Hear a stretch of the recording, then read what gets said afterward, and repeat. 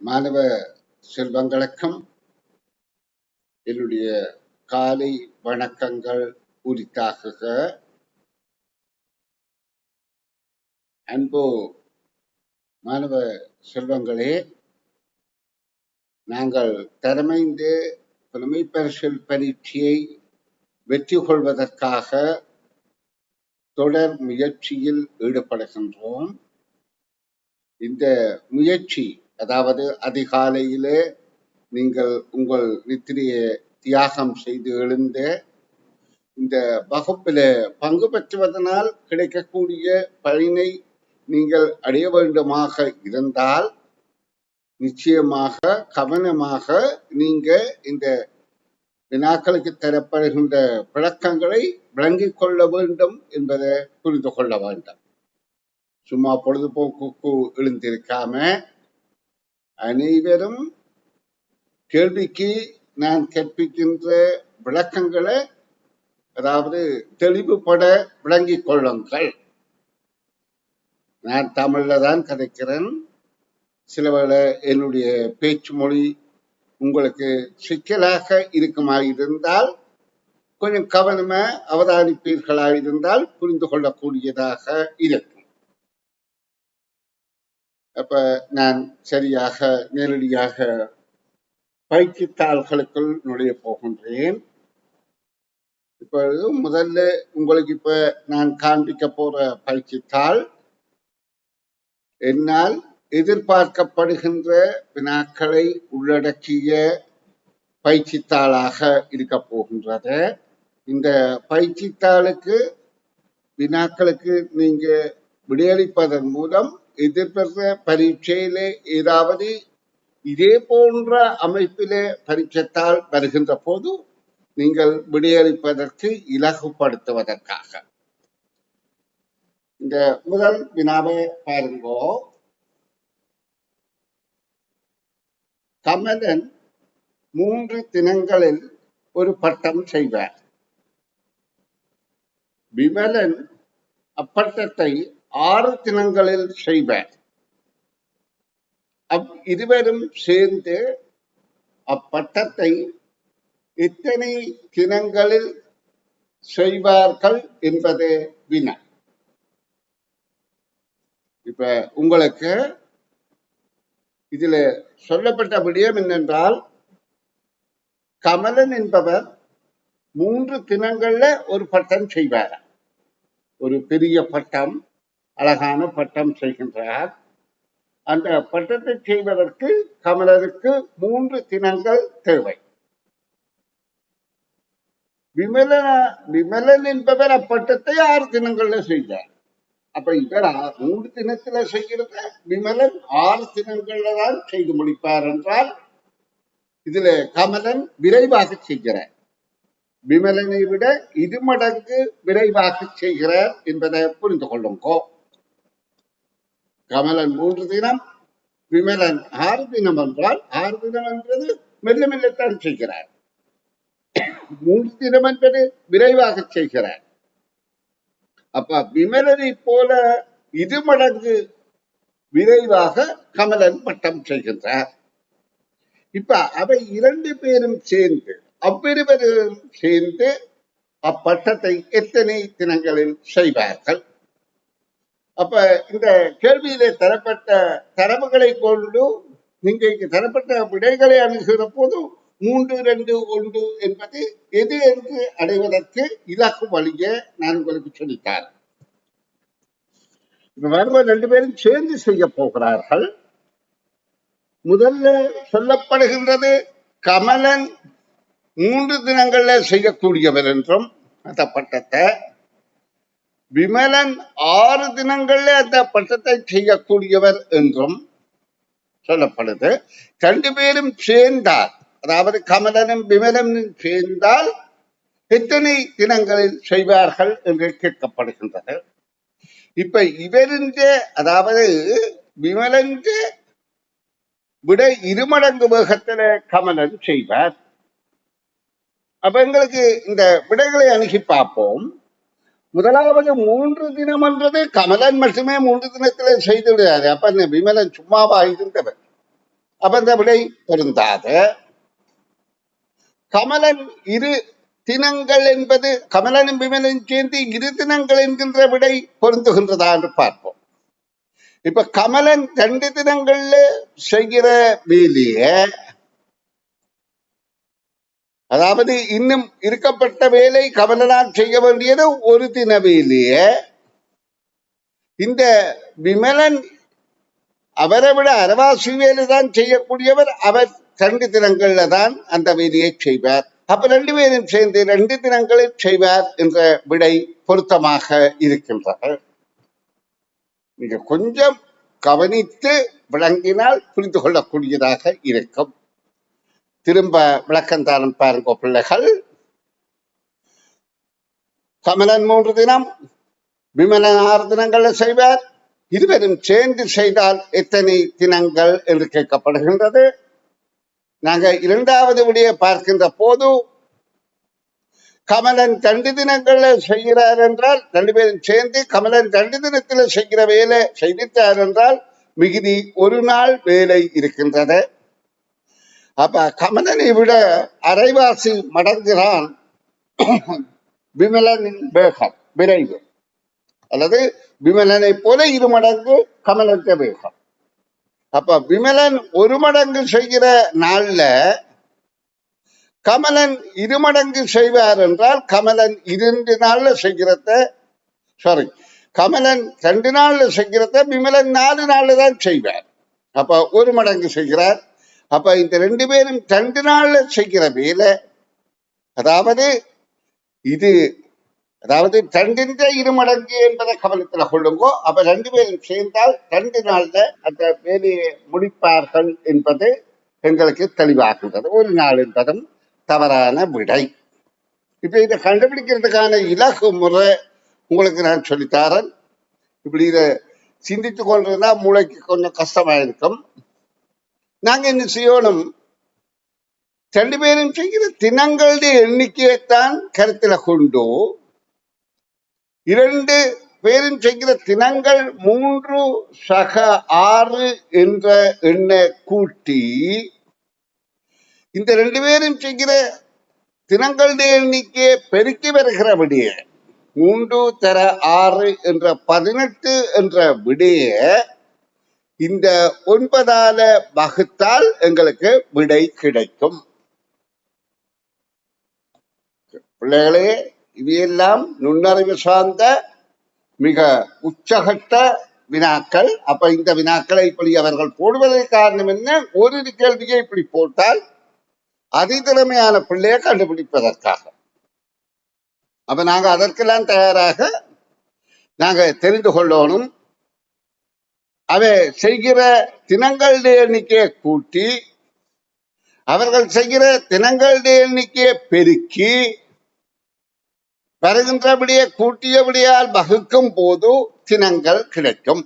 இப்ப இதே போல வேறு ஒரு வினா சொல்றேன் பாருங்க. அது உங்களை விளங்கி கொண்டால் உங்களுக்கு இதுவும் இலகுவாக விளங்கும். ஒருவர் 10 தினங்கள்ல செய்கிற வேலையை இன்னொருவர் 15 தினங்கள்ல செய்வார் என்றால் அவர்கள் 2 பேரும் செய்து எத்தனை நாள்ல செய்வார்கள் என்று கேட்டால் நிச்சயமாக 10 தினங்களே குறைவாகத்தானே இருக்கும். ஏனென்றால் ஏ என்பவர் 10 தினங்கள்ல ஒரு வேலை செய்கிறார், பி என்பவர் அதே வேலையை 15 தினங்கள்ல செய்கிறார் என்றால் அந்த வேலையை 2 பேரும் சேர்ந்து செய்தால் 10 தினங்களை விட குறைவாகத்தான் இருக்கும்.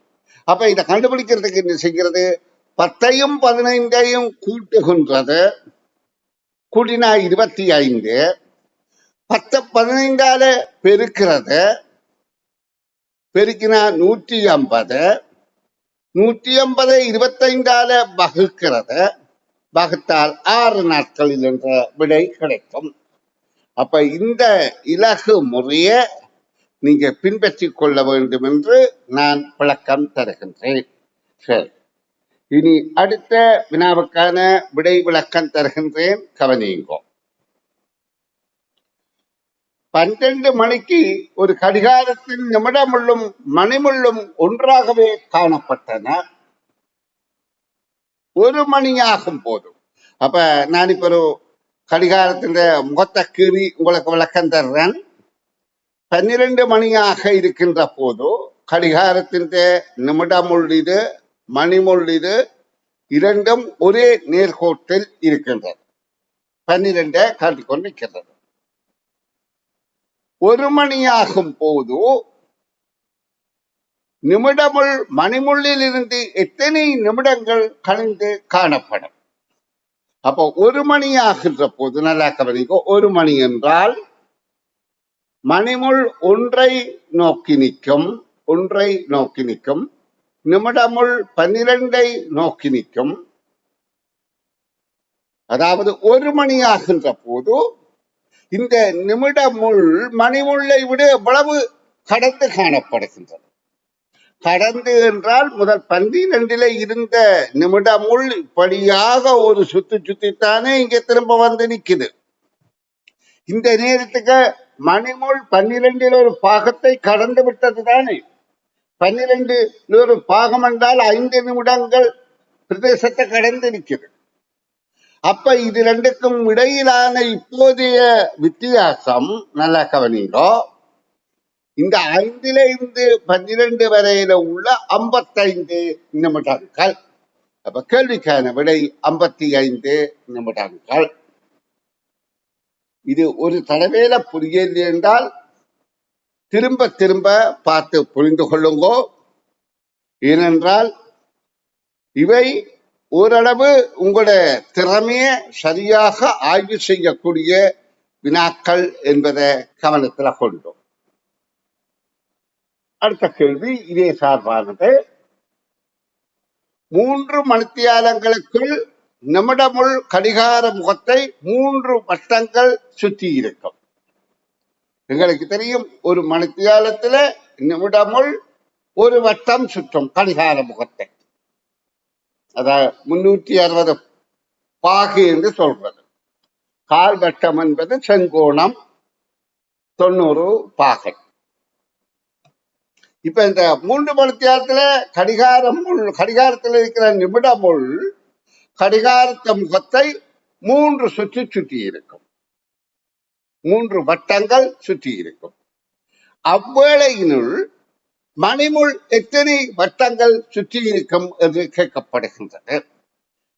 இப்ப பாருங்க, 3 மணித்தியாலத்துல எதில இருந்து ஆரம்பித்தாலும் 3 மணித்தியாலத்துல ஒரு கடிகாரத்தின் கால் பாகத்தை தான் மணி நகர்ந்திருக்கும். இப்ப நாங்க 12 இருந்து பார்ப்போமே. 12 மணிக்கு மணிமுள் இப்படி நின்றது, 3 மணிக்கு மணிமுள் இங்க நிற்கும். அப்ப கால் வட்டம் நகர்ந்திருக்கும். அப்ப கால் என்பதுதான் கேள்விக்கான விடை ஆகும். இங்க நான் மணிமுள்ள மட்டும்தான் காட்டுறேன், நிமிடமுள்ள அவசியம் இல்லை. ஏன் நிமிடமுள்ள பற்றி இங்க என்ன சொல்லப்பட்டது? நிமிடமுள் 3 மணித்தியாலத்துல 3 வட்டங்கள் சுத்துமண்டு. இப்ப நான் காட்டுறேன் பாருங்கோ. இதுதான் நிமிடமுள் என்று வைத்துக் கொள்ளுங்கோ. இந்த கடிகாரத்துல நிமிடமுள் 3 மணித்தியாலங்கள் வாரத்துக்களை இப்படியாக ஒரு வட்டம், 2 வட்டம், 3 வட்டம் சுற்றி இங்க வந்து நிற்கிறான். இந்த மணிமுள் இங்கே நோக்கி இருக்கும். அப்ப கவனித்துக் கொள்ளுங்கோ. இந்த மணிமுள் நகர்வது கால் வட்டம் என்பது சரிவானால் ஓகே. சரி பிள்ளைகள், இப்ப நான் இது எதிர்காலத்துல என்னால தயார் செய்யப்பட உள்ள வெற்றிக்கனிகள் என்கின்ற பயிற்சி நூலுக்காக நான் தயாரித்து வைத்திருக்கிற வினாக்கள், அதையும் இடைக்கிட உங்களுக்கு வகுப்பில வழங்கி கொண்டிருப்பேன்.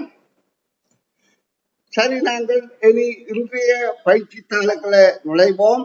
உங்களுக்கு செய்வதற்காக, அதாவது இன்று கற்பிக்க போகின்ற பயிற்சித்தாள் உங்களுக்கு வழங்கி இருந்தன. அந்த தாளின் இப்ப உங்களுக்கு விளக்கம் தர வேண்டிய பக்கத்துக்குள்ள நுழைகிறேன்.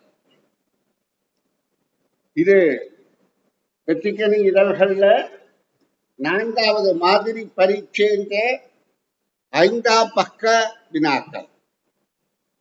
இப்ப இந்த வினாக்களுக்கும் விடை காணுகின்ற முயற்சியில ஈடுபடுவோம். விமல பெண் பிள்ளை ஆவாள், அவளுக்கு இருந்த சகோதரிமாரின் எண்ணிக்கையும் சகோதரன்மாரின் எண்ணிக்கையும் சமமாகும். விமலாவின் அண்ணாவான விமலனுக்கு இருந்த சகோதரிமாரின் எண்ணிக்கையானது அவனுக்கு இருந்த சகோதரன்மாரின் எண்ணிக்கையிலும். குழந்தைகளே, நான் சொல்றத திரும்ப திரும்ப கேளுங்கோ. இந்த கேள்விகள் கஷ்டமல்ல. கேள்வியில உள்ள சொற்களை புரிந்து கொள்வதற்கு நாங்கள் அந்த சொற்களுக்குரிய சித்திரப்படமாக மனதில, அதாவது அறிவில அதை நிலைநிறுத்தி பார்க்கின்ற போது இலகுவாக இருக்கும். நாங்க என்ன செய்யணும்? இதுக்கு இப்ப நான் இலக்கணி காட்டுறேன் பாருங்கோ. விமலா என்றோன்னு ஒரு பெண் பிள்ளைய நினைத்துக் கொள்ளுங்கோ. இதான் விமலா. இந்த விமலா என்றவளுக்கு அவளுக்கு இருந்த சகோதரிமார். அப்ப சகோதரிமார் என்று சொன்னபடியால் ஒரு சகோதரியில ஆக குறைந்தது 2வது இருக்க வேண்டும், பன்மை. அப்ப அவளுக்கு இருந்த சகோதரிமார் என்றால் 2 பெண்களை எழுதுகின்றன். சரி, சகோதரிமாரின் எண்ணிக்கையும் சகோதரன்மாரின் எண்ணிக்கையும், சகோதரன் என்பதை இப்படி நான் காட்டுறேன், மாரின் எண்ணிக்கையும் சமம். அப்ப 2 ஆண் 2 பெண். இது விமலா. இப்ப கேள்வி என்ன? விமலாவின் அண்ணனான விமலனுக்கு, இவன் தான் விமலன் என்று வைத்துக் கொள்வோம். இவன் விமலாவின் அண்ணன். இவனுக்கு இருக்கக்கூடிய, கேள்வியை வாசிக்க விளங்கிக் கொண்டு வாசிப்போம். விமலனுக்கு இருந்த சகோதரிமாரின் எண்ணிக்கை, சகோதரிமார் எத்தனை? 3. இப்ப இவனுக்கு இருக்கிற சகோதரிமார் இந்த 3 பேரும். சகோதரிமாரின் எண்ணிக்கை அவனுக்கு இருந்த சகோதரன்மாரின் எண்ணிக்கையின், சகோதரன்மாரே இல்லை, ஒன்றுதான் இருக்கிறது. அப்ப இதுவே இருமடங்காக போட்டபடியே காணலாம் எண்ணிக்கை. இப்ப சகோதரிமாரின் எண்ணிக்கையானது சகோதரன்மாரின் எண்ணிக்கையை விட அதிகம் ஆகத்தானே இருக்கின்றது. அப்ப கேள்விக்கானபடியே அதிகமாகும். அப்ப இந்த கேள்விகள் என்ன சூட்சமம் இருக்கின்றது? ஒரு கஷ்டம் இல்லை. கேள்வியை வாசித்து விளங்குற பயிற்சி தான் முக்கியம்.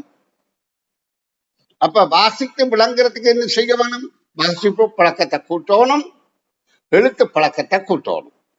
இப்ப நான் உங்களுக்கு இந்த பயிற்சித்தாள்களை அனுப்பி இருக்கிறது காரணம் என்னென்றால், நீங்க இதை முன்கூட்டியே எழுதி ஒரு கடதாசியில் எழுதுவதன் மூலம், ஒரு பேப்பர்ல எழுதுவதன் மூலம் எழுத்து பயிற்சியும் அதை புரிந்து கொள்கிற ஆற்றலும் வாசிப்பு திறனும் விருத்தியாகும். அதாவது எழுத்துக்களை வாசிப்பதன் மூலம் அந்த வாசிப்பாற்றல் வருகின்றது, எழுதுவதன் மூலம் எழுத்தாற்றல் வருகின்றது. இவை இரண்டும் சேர்ந்து கிரகிக்கிற விளங்குற ஆற்றலை உண்டு பண்ணுகின்றது. அப்ப இந்த கேள்விக்கான விடை கண்டுவிட்டோம். இனி அடுத்த வினாவுக்கள் நுழைவோம். நான் இப்ப சொன்ன மாதிரி எப்பவும் அதை ஒரு சித்திரங்களாக, ஒரு வரைபடங்களாக சிந்தித்துக் கொண்டு வந்தால் உங்களுக்கு இலகுவாக இருக்கும். என்ற இந்த கணிப்புகள் அப்படி செய்கிறதான் உங்களுக்கு இலகுவான. சரி, இங்க பாருங்க. வித்தி, நித்தி, ஆகாஷ், நாகேஷ் ஆகிய 4வரில் 3 நித்தியை விட உயரமானவர்கள். உடனே நீங்க என்ன செய்யுங்கோ? இத 4 என்பதை இப்படியாக ஒரு குறியீட்டை குறித்து பழகுங்க. பரவாயில்ல, ரப்சீட்டை செய்து பாருங்க. இந்த 4 பேருல 3 நித்தியை விட உயரமானவர்கள் என்றால் நித்தி எங்க வருவார்? கீழே தான் பெற வேண்டும். நித்தியை விட 3 பேர் உயரமாக இருக்கிறார்கள். அப்போ ஆக உயரம் குறைந்தவர் நித்தி என்பது எங்களுக்கு தெளிவாகி விட்டது. அடுத்த தகவல், 2 வித்தியை விட உயரம் குறைந்தவர்கள். அப்ப 2 வித்தியை விட உயரம் குறைந்தவர்கள் என்றால் வித்தி வர வேண்டியது இந்த இடத்துல தான், மேலே அல்ல. இரண்டா மேலே என்றால் 3 இளவியவர்களா வந்துள்ளார்கள். அப்ப வித்தி இங்க வர வேண்டும். அவரை விட 2 பேர் குறைந்தவர்களாக இருக்க வேண்டும். நாங்க மேல வித்தியை போட்டா வித்தியை விட 3 எல்லாம் உயரம் குறைந்தவர்களாக வந்துவிடும். அடுத்தது, அதே வேளை ஆகாஷை விட அடுத்த தகவலை வாசிக்க புரிந்து கொள்ளுங்க. அதே வேளை ஆகாஷை விட இருவர் உயரமானவர்கள். அப்ப இப்ப ஆகாஷ் எங்க வரலாம்? இங்கதான் வரலாம் ஆகாஷ். அப்பதான் 2 பேர் உயரமானவர்களாக இருக்கும். இப்படியாக நாங்க பார்க்கிற போது இனி கேட்கப்படுகிறது, இதற்கேற்ப உயர அடிப்படையில் 4வரையும் ஒழுங்குபடுத்திய விடையாது. இப்ப எங்களுக்கு 4வதால் நித்தி என்பது தெரிகின்றது. உயரங்கள்ல ஆக குறைவானவர் நித்தி. 3வது ஆகாஷ் என்பது தெரிகின்றது. 2வது வித்தி என்று தெரிகின்றது. அப்ப 1வது எங்களுக்கு தெரிகிறது, இதுக்கு ஒரே ஒரு பேர் இதில் இடம்பெறவில்லை, நாகேஷ் என்பது. அப்ப இப்ப எங்களுக்கு உயரம் ஏறு வரிசையிலையும் தெரியும், இறங்கு வரிசையிலையும் தெரியும். அப்ப இங்க எந்த வரிசையில விடை இருக்குது என்று பார்த்தால் இறங்கு வரிசையில தான் இருக்கின்றது. 1வது நாகேஷ், அடுத்தது வித்தி, அடுத்தது ஆகாஷ், அடுத்தது நித்தி. அப்ப 2வது விடைதான் பொருத்தமானது. சரி மாணவ செல்வங்களே, நான் இப்ப அடுத்த 20வது வினாவுக்கு விடை காணும் விளக்கம் தருகின்றேன், கவனிப்போம். உண்மையிலேயே நான் உங்களை மிகவும் பாராட்டி கொண்டு, அதிகாலையிலே எழுந்து நீங்கள் இப்படி பயிற்சிகள் மேற்கொள்கிற போது உங்களுக்கு அரச பரீட்சையில வரப்போகின்ற வினாத்தாள் 1 மிக இலகுவானதாக அமைந்துவிடப் போகுது. அப்ப இந்த அரச பரீட்சை வினாத்தாள் 1ல நீங்க 80 புள்ளிகளுக்கு மேலே எடுக்கின்ற போது வினாத்தாள் 2ம் நான் உங்களுக்கு கொஞ்சம் பயிற்சி தருவேன். ஆனா நீங்க அதை ஏற்கனவே பாடசாலையில படித்துக் கொண்டிருக்கிறீர்கள். அப்ப அந்த பரீட்சைத்தாளையும் நீங்கள் 80க்கு மேலே எடுக்கின்ற போது, 100க்கு 80க்கு மேலே எடுக்கின்ற போது 2 பரீட்சைத்தாளும் சேர்ந்து 200க்கும் 160க்கு மேல நிச்சயமாக 8 புள்ளிகளுக்கு மேல உங்களால பெறக்கூடியதாக இருக்கும். ஆனால் அது மிக இலகுவான செயல் அல்ல. தொடர் முயற்சியும் அதிக கரிசனையும் அக்கறையும் தேவை என்பதை நீங்க புரிந்து கொள்ளுங்கள். நீங்க புரிந்து கொண்டு விட்டீர்கள் என்றால் அதிகாலையில் எழுந்திருக்கிறீர்கள். இன்னும் சரியாக 1 மாத காலம்தான் இருக்கு எக்ஸாம். அதாவது 15ஆம் தேதி எக்ஸாம் என்றாலும் 10ஆம் தேதிக்கு பிறகு உங்களுக்கு மற்றவர்களால் ஒன்றையும் ஊட்ட முடியாது. அப்ப நீங்களாக முயற்சி செய்ய வேண்டும். ஆனா இங்க யூடியூப் போல பார்த்து கொள்ளலாம். சரி, கவனிங்கோ. இப்ப நாங்கள் இதிலே 20வது வினாவை பார்வையிடுவோம். ஏபிசி எனும் மூவர் தங்களிடமிருந்த பணத்தொகைகளை ஒப்பிட்டு ஏபி ஆகிய இருவரும் கூறிய வாசகங்கள். அப்ப ஏபிசி என்ற மூவர் இருக்கிறார்கள், ஏ பி சி என்ற 3 பேர் இருக்கிறார்கள். இதுல ஏபி மட்டும் ஏதோ கூறுகின்றார்கள். அந்த தகவல்களை குறிப்பதன் மூலம் நாங்கள் ஏபிசி மூவரிடமும் உள்ள பணத்தொகைகளை கூட்டினால் கிடைக்கும் மொத்த தொகையா. அப்ப தனித்தனியாக அவைய தொகையை எங்களை காண சொல்லி கேட்கவில்லை. அப்படின்னா மொத்த தொகையை தந்து தனித்தனி தொகையை காண சொல்லலாம். ஆனா ஒரு தொகையுமே தராமல் எங்களை மொத்த தொகையை காண சொல்கிறார்கள். பார்ப்போம், முயற்சி செய்து பார்ப்போம். ஏ என்பவர் சொல்றார், என்னிடம் உள்ள பணத்தொகையின் 2 மடங்கு சியிடம் உள்ளது. அப்ப நாங்க ஏயிடம் உள்ளது என்னன்னு கருதணும், ஏதோ ஒரு அளவு, அதை எக்ஸ் என கருதுவோம். ஏனென்றால் தெரியாதத இப்படியான ஒரு நியம குறியீட்டை பயன்படுத்தி ஏயிட்ட எக்ஸ் அளவு பணம் இருந்தால் சியிட்ட 2 எக்ஸ் அளவு பணம் இருக்கின்றது என்பதை எங்களுக்கு விளங்கிவிட்டது. தான் ஏ கூறிய கூற்று. என்னிடம் உள்ள பணத்தொகையின் 2 மடங்கு பணம் சியிடம் உள்ளது. அடுத்த பி சொல்ல போறார். அடுத்ததாக பி கூறுகின்றதை பார்ப்போம். அவர் என்ன சொல்றார், என்னிடம் உள்ள பணத்தொகையின் 2 மடங்கு, ஒரு பணத்தொகை இருக்கு, அதன் 2 மடங்கு சியிடம் உள்ள பணத்தொகையின் அரைவாசி ஆகும். அதாவது சியிடம் இருப்பது 2 எக்ஸ் அரைவாசி என்றால் 1 எக்ஸ். 1 எக்ஸ் எவ்வளவு என்று சொன்னா வீட்டை இருக்கிறது 2 மடங்கா. அப்ப வீட்டை இருக்கிறது இப்ப அரைவாசி. அப்ப நீங்கள் மீதம் இருப்பதை ஒரு எக்ஸ் என கருதினால் இது 4x ஆக வந்துவிடும். ஏன் ഇതിന്റെ சீரமிருப்பதிന്റെ அரைவாசிதான் இவற்றை இருப்பதிന്റെ இருமடங்கு என்று சொல்லப்படுகின்றது. அப்ப இது 2x ஆகிவிட்டது. இப்ப எங்களுக்கு நன்றாக தெளிவாகிவிட்டது. வீதம் இருப்பது எக்ஸ் அளவென்றால் ஏயிடம் இருப்பது 2x இதை அழிச்சு விட்டது. சரியா? 2x அளவு, சீரம் இருப்பது 4x அளவு என்பதை புரிந்து கொள்ளுங்கள். இப்ப இது புரிந்தால்தான் நாங்க விட காண முடியும். இப்ப மூவரிடமும் உள்ள பணத்தொகையின் மொத்தம் எவ்வளவு என்று கேட்டால் வருகின்ற விடை இந்த 4, இந்த 1, இந்த 2 என்கின்ற 7ஆல் வகுபடக்கூடிய எண்ணாக இருக்கணும். 7ஆல மிகுதியின்றி வகுபடக்கூடிய எண்ணாக இருத்தல் வேண்டும். அப்ப நாங்க இந்த எண்களை 7ஆல மிகுதி இல்லாமல் வகுப்போமாக இருந்தால், 7ஆல வகுத்து மிகுதி வராத எண் என்றால் இதை வகுத்து பார்ப்போம். 7 7 49, 0 போட்டால் 70 ரூபாப்படி. அப்ப இது மிகுதி வரவில்லை. மற்றதெல்லாம் 420 என்றால் 30 மிகுதி வரும். அதாவது அடுத்த 7 அடுத்த நிலையம் 10 ரூபாய் மிகுதி வரும். அதனுடைய இந்த 2 விடையும் பொருந்தாது. முதலாவது விடைதான் பொருந்துகின்றது. நன்ற மாணவ செல்வங்களே, நாங்கள் இனி அடுத்த வினாவை பார்வையிடுவோம். எண்கோலம். கோலத்துக்கு ஏற்ப அடைப்புக்கு பொருத்தமான எண் யாது?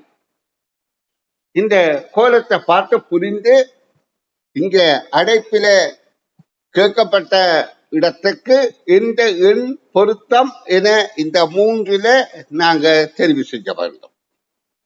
அப்ப முதல் உள்ள கோலங்களை புரிந்து கொண்டால் அதுக்குள்ள நடைபெறுகின்ற மாறுபாடுகள் எண்கோலம் புரிந்து கொண்டால் இறுதியாக கேட்கப்பட்ட வெற்றி கூட்டுக்கும் வெற்றி அடைப்புக்குரிய விடையை நாங்கள் அடைய முடியும். இப்ப இதுல பார்க்கிறோம் 9க்கு மேலே 27 இருக்கின்றது, அல்லது 27க்கு கீழே 9 இருக்கின்றது. இது ரெண்டுக்கும் என்ன தொடர்பு? 27 3ஆல வகுத்தால் 9 கிடைக்கும், அல்லது 9 3ஆல பெருக்கினால் 27 கிடைக்கும். அப்ப இதே தொடர்பு மற்றவற்றிலே இருக்கிறான்னு பார்ப்போம். 18 3ஆல வகுத்தால் 6 சரி, 9 3ஆல வகுத்தால் 3 அப்ப சரி. 3ஆல பெருக்கினா என்ன, 3ஆல வகுத்தா என்ன, ஒரே செயற்பாடுதான். அதாவது கணிப்பில பெருக்கலுக்கு எதிர்ச்சேல் பிரித்தல், கூட்டலுக்கு எதிர்ச்சேல் கழித்தல். சரி, இப்ப நாங்க இதுல முதல்ல கண்டுகொண்ட போயிது. இனி எங்களுக்கு தேவை இதுதான் காண வேண்டியது. ஏனென்றால் இங்க கேள்வி இது என்ன சொல்ல கேட்கப்பட்டிருக்கு, இறுதி அழைப்பு தான் கேட்கப்பட்டிருக்கு. அப்ப இந்த அழைப்புகளுக்கு என்ன தொடர்பு என காண வேண்டும். அதுக்கு 2 அழைப்பு இருக்கு. அப்ப இது 2 கூட்டினால் 4 என்றால் இது 2 கூட்டினா 6 வரும் 16 வந்திருக்கு. அப்ப இந்த 2 கூட்டப்பட்ட முறை பொருந்தாது. அப்ப 2ஆல பெருக்கப்பட்டால் பார்ப்போம். 2 அதே எண்ணால பெருக்கப்பட்டால் 2 4 சரி. அப்ப இங்க 4 அதே எண்ணால பெருக்கப்பட்டால் 4 16 சரி. அப்ப இதுல 8 அதே எண்ணால பெருக்கப்பட்டால் 8 64 வரும். 2வது விடை பொருத்தமாக இருக்கின்றது. சரி அன்பு மாணவ செல்வங்களே, நாங்கள் இனி அடுத்த வினாவுக்கு விடை காணும் விளக்கத்தில் ஈடுபடுவோம். அடுத்த வினா, ஒரு நாள் காலையில் கமலா, அடுத்த வினாவை பார்வையிடுவோம். 22வது வினா. ஒரு நாள் காலையில் கமலா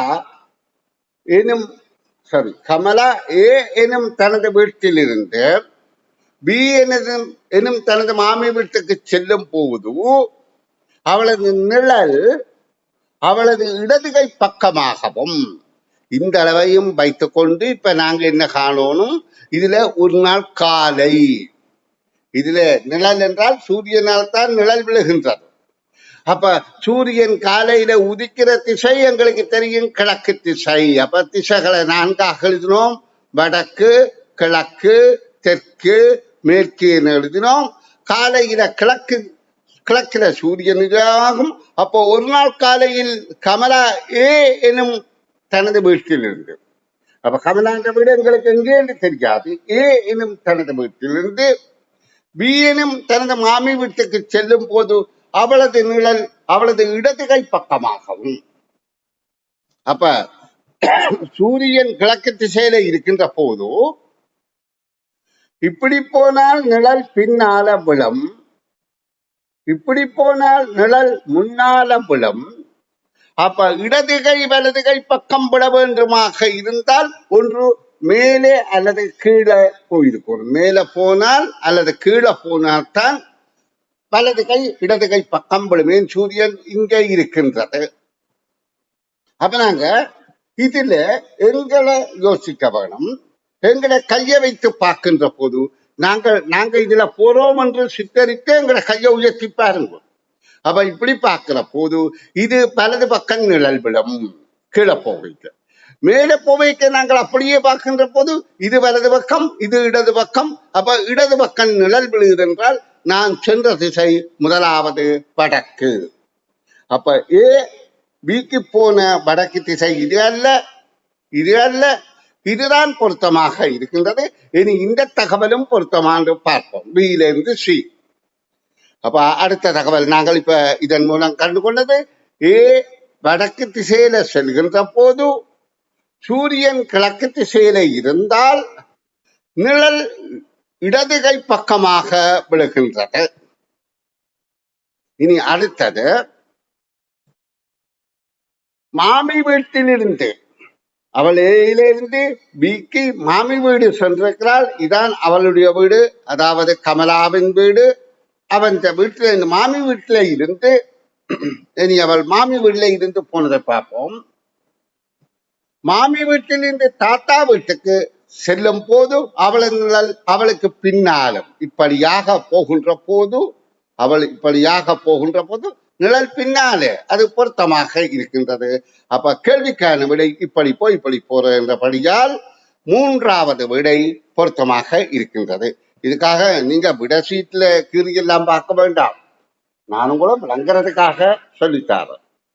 சரி, இனி இந்த பக்கத்தின் இறுதி வினாவை பார்வையிடுவோம். கொஞ்சம் விரைவாக பார்த்தால்தான் நேரம் போதுமாக இருக்கும், அல்லது விளக்கம் தந்து கொண்டு கேட்க லிங்க் முடிவடைந்துவிடும். உருவில் காட்டப்பட்டுள்ள வரையமைப்பில் ஏபிசிடி எனும் மாற்றங்கள் தொடராக இடம்பெற்றன. இப்ப இதுல உருவத்தில ஏயில இருந்து எழுத்துக்கள் ஆரம்பித்து, அதாவது ஆங்கில எழுத்துக்கள் ஏபிசிடி என்று இடமிருந்து வலமாகவும், இஎஃப் என்று இடமிருந்து வலமாகவும், ஐயிலிருந்து எல் வரைக்கும் இடமிருந்து வலமாகவும் ஆங்கில எழுத்துக்கள் இடப்பட்டிருக்கு.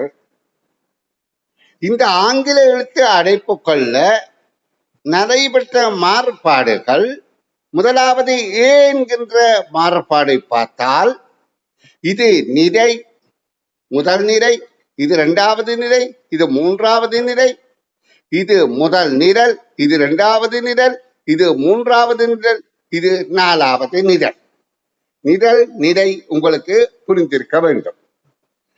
முதலில் ஏயில் முதலாம் நிரலும், அதாவது இந்த நிரலும் நான்காம் நிரலும், இந்த நிரலும் ஒன்றையொன்று மாறுகின்றது.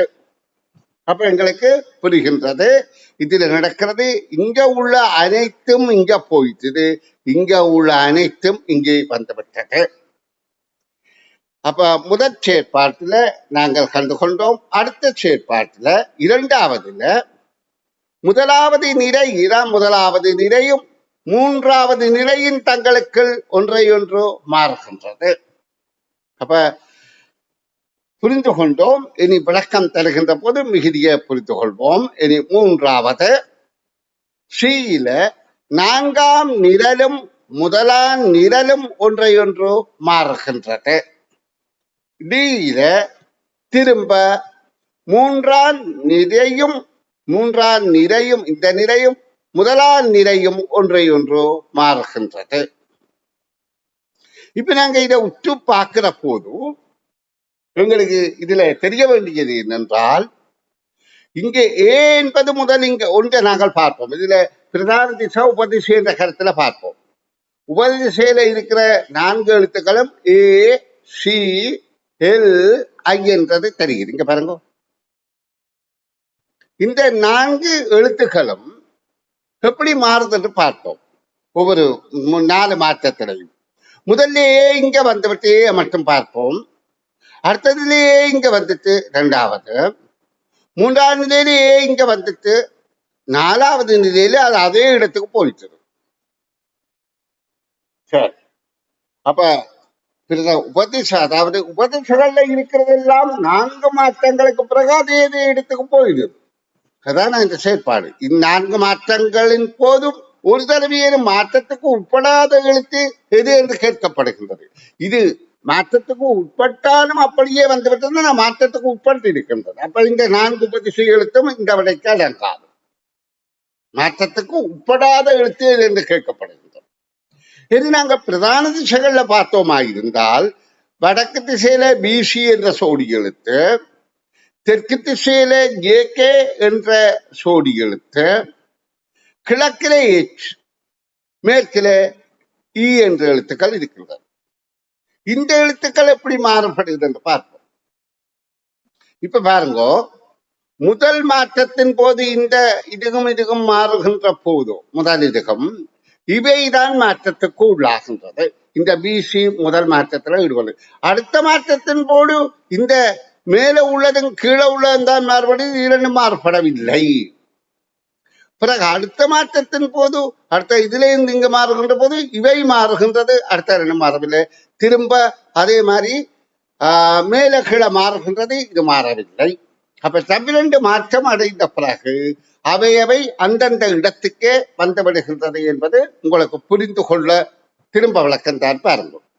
இந்த பிசி என்றது வடக்கு திசையில உள்ள எழுத்து வேற வகையில் அடையாளம் காற்றல். இந்த பிசி என்கின்ற வடக்கு திசையில இருந்த எழுத்து இந்த மாற்றத்தின் போது ஒன்றும் ஈடுபடவில்லை. இந்த மாற்றத்தின் போது அது இங்க வந்தது. அடுத்த இந்த மாற்றத்தின் போது ஈடுபடவில்லை, ஒன்றும் மாற்றமடையவில்லை. அடுத்த மாற்றத்தின் போது திரும்ப இங்க வந்து விட்டது, இந்த இடத்துக்கு திரும்ப வந்து விட்டது. அதே மாதிரி இந்த 4 பிரதான திசைகளில் இருக்கிற எழுத்தும் அந்தந்த இடத்துக்கு 2 மாற்றங்களோட வந்திருக்கின்றது. உபதிசை